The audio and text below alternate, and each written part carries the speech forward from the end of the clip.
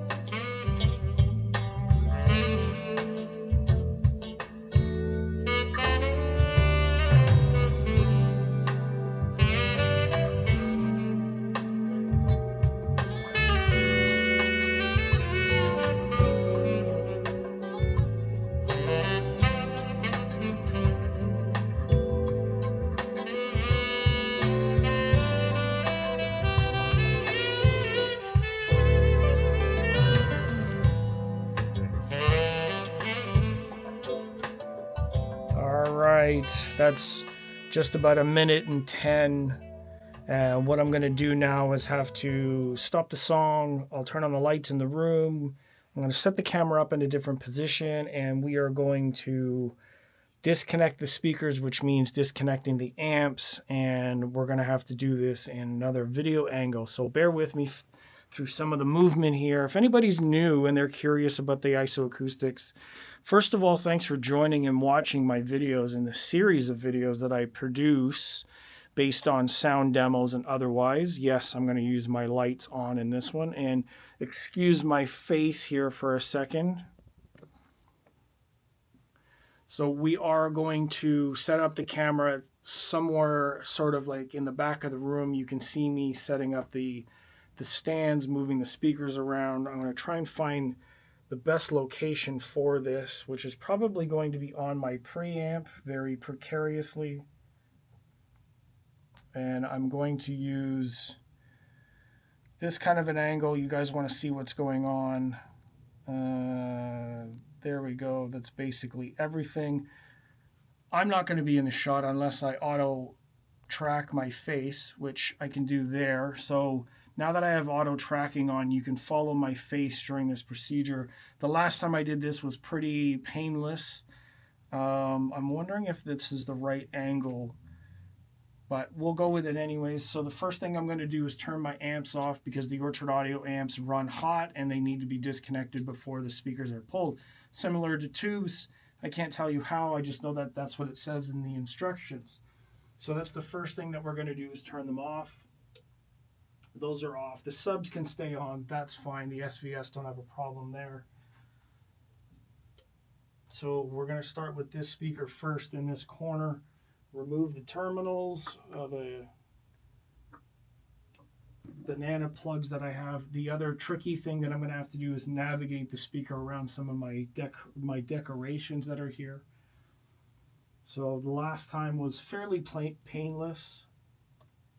Just have to be a little bit careful walking them out past the subwoofers and a bunch of other things that I have decorated here.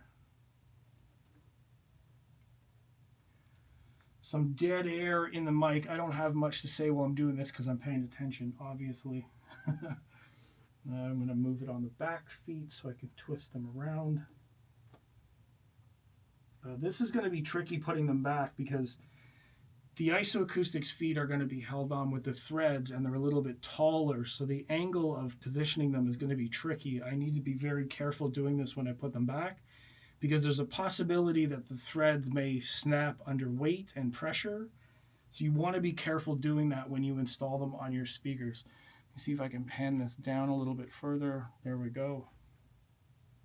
All right, so now the trickiest part is flipping the speaker over onto its top side so we can access the feet.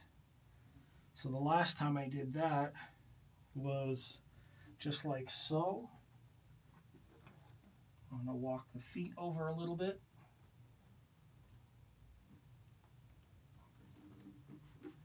The speakers are 111 pounds each, so you definitely have to be careful with how this is done.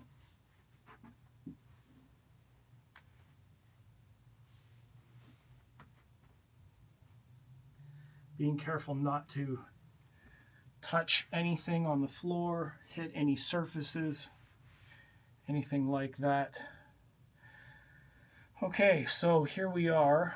Let me maybe adjust this a little bit more. See, I'm doing this all live because why not?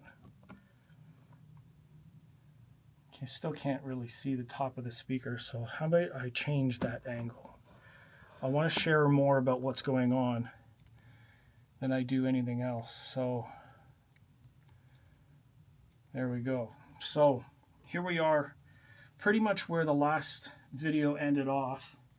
Got some stuff on the bottom of the speaker here I got to clean up. And the first thing is they thread out of these decorative caps. Have the M6 hole, and the thread length allows for some differences. So fully threaded, there is less space than the bar itself, right? So this is going to be interesting in a minute. I'm going to take all these off first, and then I'll show you the one leg. I may edit the second tower because you don't really need to see me do this twice, so I'll stop and edit that section out. But I will continue recording until I get them in position, because if I happen to break one of these threads off, I have two different sets, I might cry. You want to stick around to see if I actually break something. So that's going to be my clickbait right now. I know that there are forces involved with walking the towers back and forth from feet to feet. Now, these bars are pretty solid. I assume they're an anodized aluminum. Pretty certain that they are anyways. There's no need to be a stainless steel at this point. I don't really need that much structural strength. I will show you the feet here in a minute. This is number 4 I'm unthreading. I hope that my narrating is well. Please give me a comment about my style of video. I've asked some of my regulars, but I know that there are new people sort of subscribing and following and finding my channel after the fact.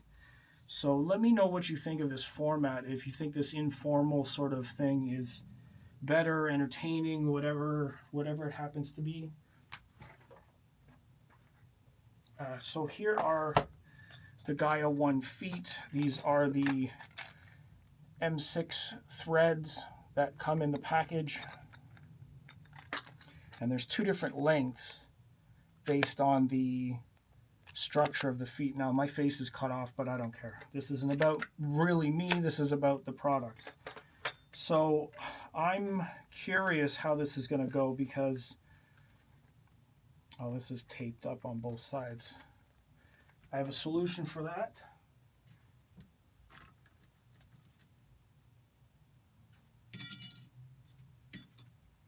Who doesn't have random razor blades just sitting around? I do, because I never know what I'm going to need, and should never cut towards yourself. I cut the tape. Let me in. Let me in. So here's the first thing that I'm going to mention. Here, we're going to take this decorative thread off again, and I'm going to showcase just the kind of height difference. I think that's actually matching. You see that? So we're going to use this shorter one with the hex nut underneath to match that length, and I think that this is going to do fine. So let me zoom in a little bit more. We'll get right down on the speaker's surface here. Let me see exactly what's going on. This is more like doesn't really need to be an installation video, but we're going to make it an installation video anyways.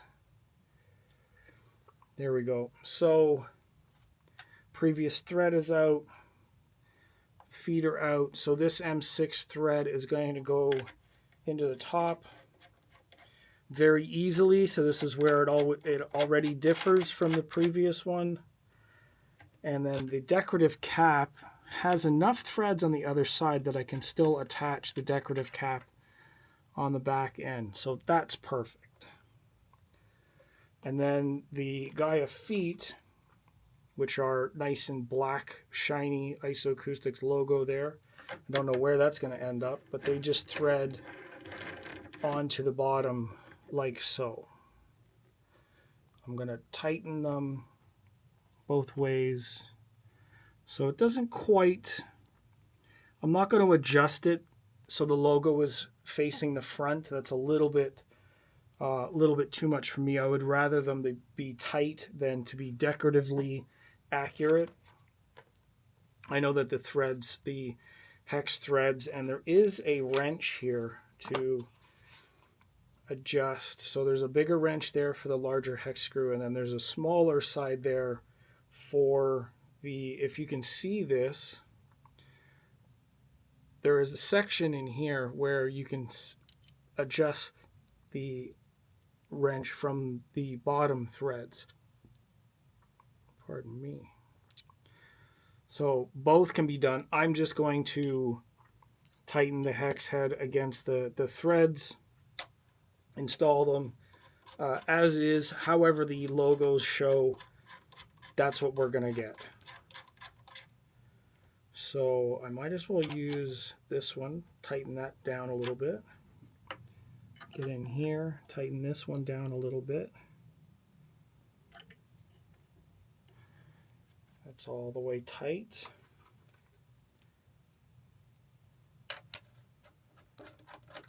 I just did a listening demo, new song, pretty much. Be able to hear that on the channel. I'll post it up as a song reaction. I had never really heard it on the system before. I did a A/B demo before of the system with the previous song. So this video, not the jazzy song I just played, but a different video entirely. And I actually really like it. I appreciate the production value. It's sort of like a Korean pop band, quite popular right now. And I think they're really, really musical. I think the producer is quite creative. So I hope people enjoy that and let me know what you think of that music. Part of the purpose of my channel isn't to just showcase gear, but it's also to showcase the fact that like all kinds of music will bring out different experiences, and why not share those experiences with our friends? So that's the reason why I do song reactions as well as gear sort of. I wouldn't say this is a review of the IsoAcoustics. This is more like this is my experience of them. This is sort of the process that has to take place when you're installing them. I've got one more thread here in the back, 2 more feet to install, and then we'll get to the more exciting part, which is going to be, can I turn these back up the right way without breaking anything? They seem tight to me. All right, 2 more feet. These are really solid. I gotta say, I really appreciate the feel and the texture of this chrome, like dark chrome feet. Let me just put this on camera here. The lighting's a little bit awkward because of my room, but these are really, really nice, smooth, or amazingly machined chrome. You can see the isolation puck there. It moves around, and that's, like I was saying in my other video, the compression ratio of these feet is what enables the vibration control. And if you don't have the right weight for your product, then they're not going to work correctly. Even these have like the brand name and the model name on them on the inside. So very important to get your details correct. I know that there's a lot of information out there. People seem to have opinions on things, such as the way of any hobby, but you need to do your own diligence. You don't want to get something home that ends up being incorrect or doesn't fit right or doesn't work correctly, and then all of a sudden you may think it's the brand, you don't think the product works, but you know what? Half of the time it's user error.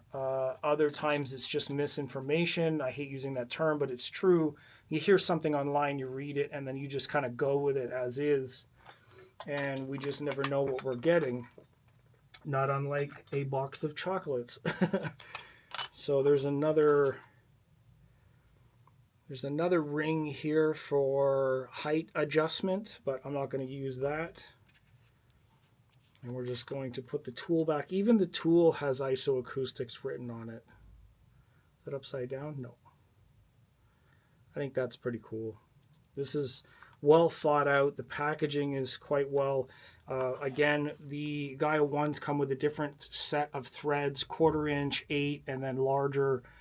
These don't fit the Arundel towers. The outriggers for the Arundel towers have a different size. So the last video I showed me trying to install them, but unfortunately it wasn't the right size. So now we have the correct ones. And now that these are installed, I will proceed to tip this speaker back up and hopefully not break anything. So let's track my face again. We'll angle it down. All right, so here we go. Pray for me, Argentina. Somebody's going to know that song reference. Okay, we're going to walk this one back. We're going to do this in reverse.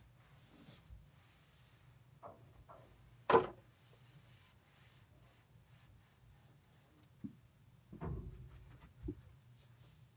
have to be very cautious about these. Let me see if I can walk these a little bit more.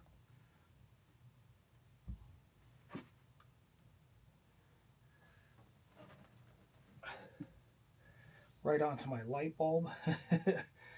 All right, now the thing that wasn't able to track me when my face is missing. Here we go. My face is covered, it can't find me. So what I have to be careful of here is the angle of the feet, and shimming them around causes shearing and movement in the feet. So I'm going to try to do that very gently and get this tower back into place with one of my lights in the way. Now they feel pretty solid, which is a good thing. They are going to be a lot wider than the previous feet that I had.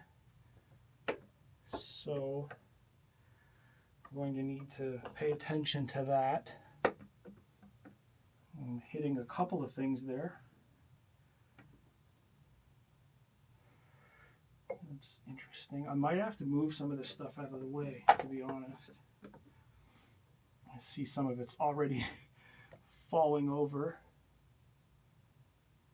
There we go. Now the trick is going to be to put these back in the exact same location they were, so that my toe-in angle is the same and the before and after is the same. I think that's about right. Walk them up a little bit. Now I'm hearing some movement. I'm not really sure if that's...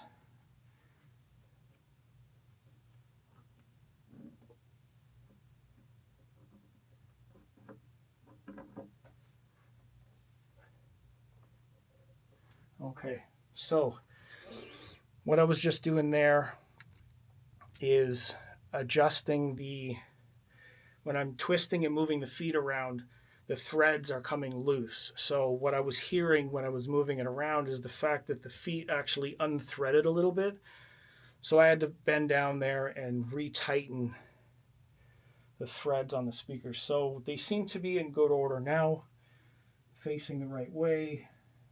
Let me just double check something here. Need to make sure that all of the threads are tight.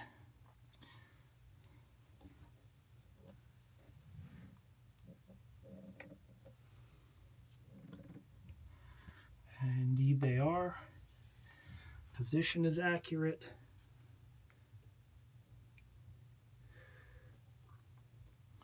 So now the towers wobble a lot more than they did before, but the idea is that it's going to be decoupled from the floor. So that's going to be tower number 1. Now I'm going to do the other tower, but you don't need to see me do that. So I'll see you in a couple of seconds.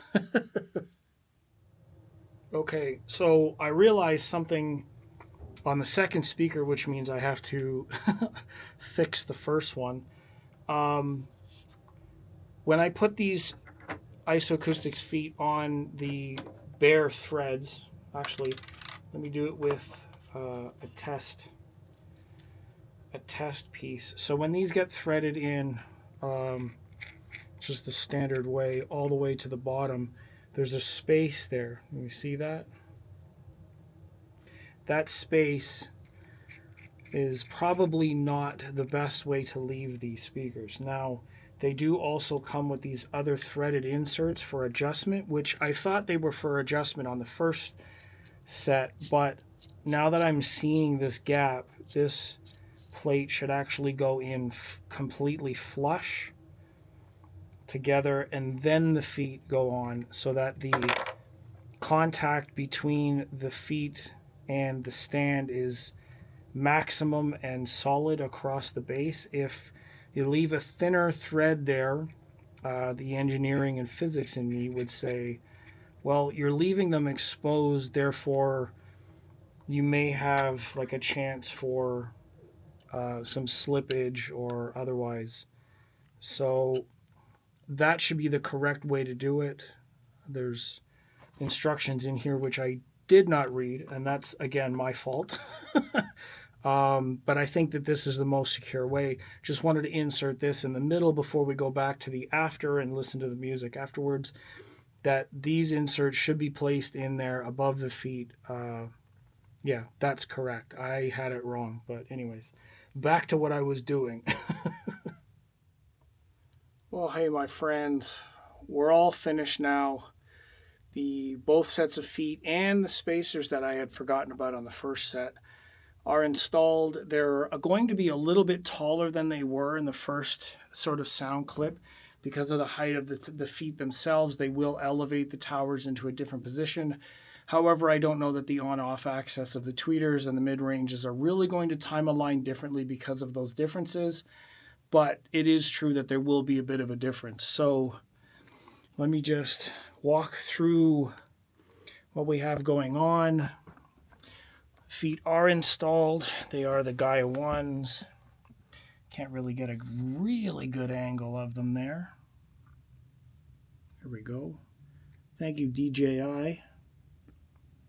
If I had a better mind to do slow motion for you, I would, but just pretend this is a B-roll. There's a shadow of the camera, which is totally unprofessional. You can tell what I really care about. So they are installed. They look great. I really appreciate the build quality, the materials, the packing, and they really did a good job with all of that. For display purposes, I'm going to be a shill and place the box in front of the towers because it'll give something it'll give something to people in the comments to talk about. None of my decorative swords fell over. Everything's back the way it was. So we're going to go back and we're going to listen to the first part of that song again, A-B demo. I know that the sound on the camera is not going to be perfect, but it is what it is. I'm trying to bring it for entertainment purposes and for what it's worth. So let's just get in position here. The camera exactly back where it was when I filmed the last sound clip. I see the lighting is a little bit different there on the towers because they're a little bit taller. All right, that's where it should be. So let's wake up the streamer and we'll get this song playing again. Let's see if we can turn it on. The volume's down right now. I have to switch to the streamer.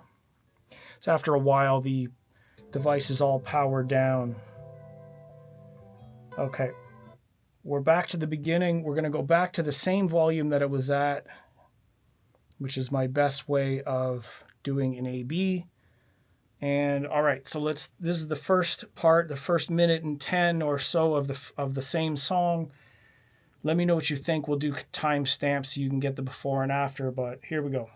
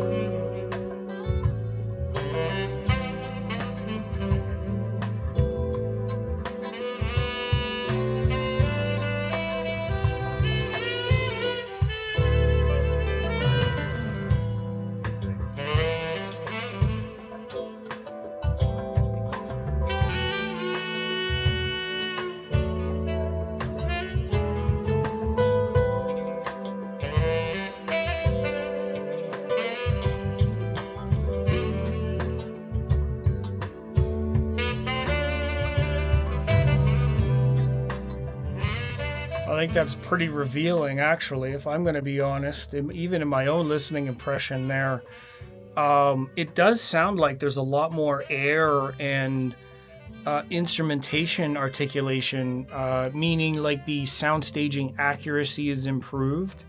There's more air and definition in the top end of a lot of the sounds. As far as the bass is concerned, it's similar with the subs. I feel like they got a little bit tighter because the cabinet itself is no longer resonating and then reverberating back into the cabinet from the floor. It's essentially just isolated into itself. The feet are going to act like a damper, so when the sound energy moves down to the floor, it gets absorbed and then dissipated and essentially just leaves the cabinet intact, creating a more inert cabinet in overall. I think that's actually incredible for something like that, even for the 20% off sale that was just on during Black Friday. I think products like that are absolutely incredible. To give that little bit of definition, I mean, you're talking about from a standard speaker, say like these Arundel Towers are about 6,500 Canadian or 4,700 US, depending on the currency battle that's going on right now. To get the kind of extra clarity out of the system, you're talking about cables that are made with silver and ribbon, or you're talking about a type of tweeter or material that's in the next like $10,000 range. But all we're doing is adding the IsoAcoustics feet underneath, and you're getting that kind of extra air and definition as an improvement. So you're investing maybe $500 a tower or whatever the deal may be to improve the system in terms of its resolution and high fidelity capability, hence hi-fi. I think that's an incredible deal. I'm super, super grateful that I'm able to try this stuff out and hear it for myself. As far as I'm concerned, this stuff works really well. And if you weren't privy to the information before, let me share with you another product that I got while I'm walking around here in the dark. I did actually get the IsoAcoustics Aperta stands for the Radiant Acoustics out here. So I've got them in all rooms on all products, and the result of all of their that's the rolling effect of my lights again and the frame rate. The effect of all their products in all my systems is that it does reveal more high frequency. The top end frequency is preserved because the cabinet density or the cabinet resonance is eliminated by the damping factor or the damping materials in the feet. It doesn't resonate back up. If the energy moves down, then the feet isolated and then the cabinet loses its ability to resonate. I think that's actually incredible. And to be honest, I mean, I've heard it at shows, and I've heard the AB demo and the Audiophile Junkie videos, and I've been at the shows many times and heard it in person. And it's always like a big difference between one and the other. But hearing it at home like this really sets the bar for what they're capable of doing. I think that's really cool. So without further ado, and me yabbing on, trying to fill in space because there's no need of that, I got to edit the video.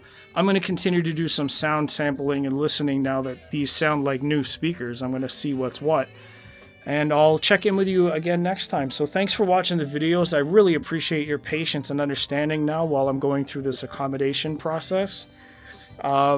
I will continue to try and bring some interesting content. I'm going to try to actually do an IEM or a headphone sort of review or a talk. I have a number of different products that I can try to bring out a video, talk about my journey in terms of IEMs and different things that I have. So if that's of any interest, type the secret word of the day is IEM or IsoAcoustics, and then leave me your thoughts on this process and the sound samples that I've given. If you heard any difference on the camera through these microphones, I'd love to know if it actually made a difference to you on that end. It certainly did for me in the room. So anyways, till next time, thank you very much for joining, watching, supporting, and all of those things. Take care, my friends, and listen to some new music. Chat soon.